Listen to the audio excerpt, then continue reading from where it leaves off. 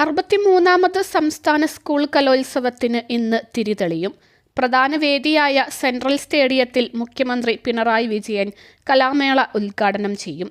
44 വിദ്യാർത്ഥികൾ പങ്കെടുക്കുന്ന നൃത്തശില്പത്തോടെയാണ് ചടങ്ങുകൾക്ക് തുടക്കമാവുക. ഉരുൾപൊട്ടൽ തകർന്ന വയനാട് വെള്ളാർമല സ്കൂളിലെ വിദ്യാർത്ഥികളുടെ നൃത്തവും ഉദ്ഘാടന ചടങ്ങിൽ അരങ്ങേറും. ഹയർ സെക്കൻഡറി വിഭാഗം പെൺകുട്ടികളുടെ സംഘനൃത്തവും ഒപ്പനയും ഹൈസ്കൂൾ വിഭാഗം പെൺകുട്ടികളുടെ മാർഗം കളിയും ആദ്യ ദിനം തന്നെ വേദിയിലെത്തും.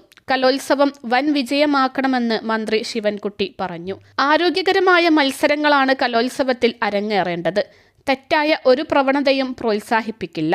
മാനുവൽ അനുസരിച്ച് മാത്രമാണ് കലോത്സവം സംഘടിപ്പിക്കപ്പെടുക. വിദ്യാർത്ഥികളും അധ്യാപകരും രക്ഷകർത്താക്കളും കലോത്സവത്തിന്റെ അന്തസ്സ് ഉൾക്കൊണ്ട് പെരുമാറണമെന്നും മന്ത്രി പറഞ്ഞു.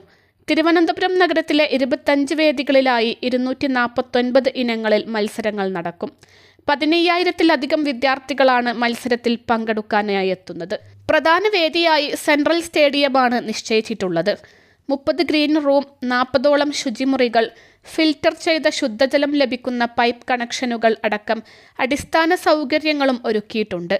മത്സരവേദികൾക്ക് കേരളത്തിലെ പ്രധാന നദികളുടെ പേരുകളാണ് നൽകിയിട്ടുള്ളത്. 8 വർഷത്തിന് ശേഷമാണ് തലസ്ഥാനത്ത് സ്കൂൾ കലോത്സവം നടക്കുന്നത്.